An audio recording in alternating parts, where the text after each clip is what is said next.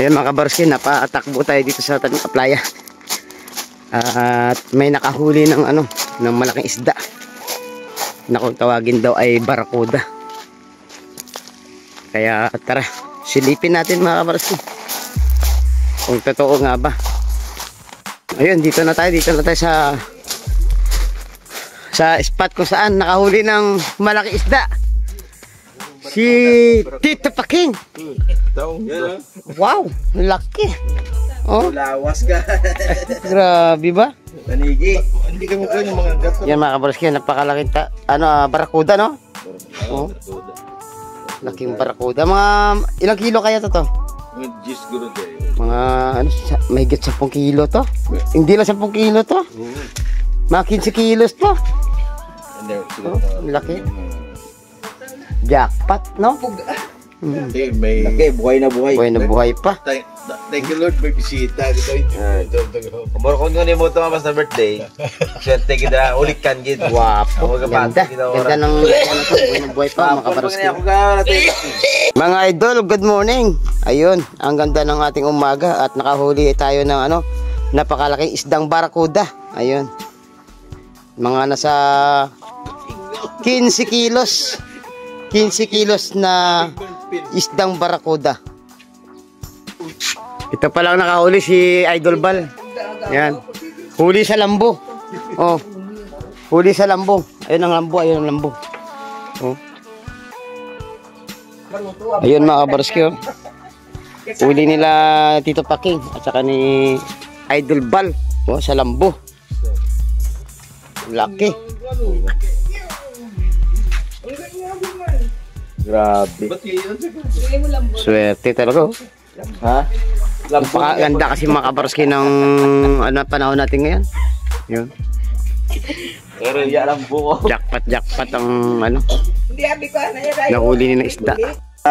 Ayun, ito natin. Kakatayin daw at saka uulamin na lang. Oh. Pero kailangan natin sintensyahan naman natin. Baka si manakmal pa to eh. Grabe ang pangil yan mga kabarski. Mapalak pa rin. Oh. Kita ko mata na. Mata na lang, katirik para kayo.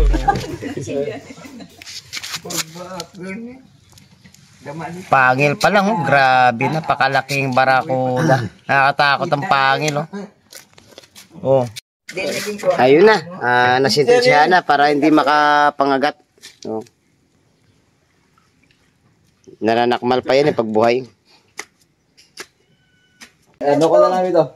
Alasan na lang. Ayun mga kabarski, binuhat ko yung napakalaking barakuda na yan. At sa tansya ko ay nasa 15 kilos lang.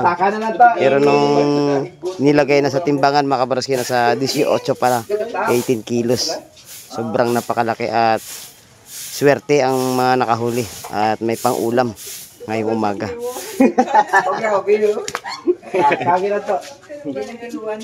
Grabe, sobrang laki. Hindi na pala ito 15 kilos. Parang 20 kilos. Hindi. Dali ka ng mga G-skin. No, basta hindi ito bababa ng 15 kilos. Grabe, sobrang laki. Yun, may naglalambo-lambo din si Utolbal. Nag-aariya pa sila para baka may kasama to. Yun. Mapakaon dito ang grasya. Nagbigay ng biyaya ngayong umaga. Ayun mga kabarski, inyong nasaksihan ang napakalaking barakuda. Yun, oh. Huli lang ngayong umaga. Nasa mahigit 15 kilos ang isdang barakuda na to. Oh. Lucky guys. Yun, oh.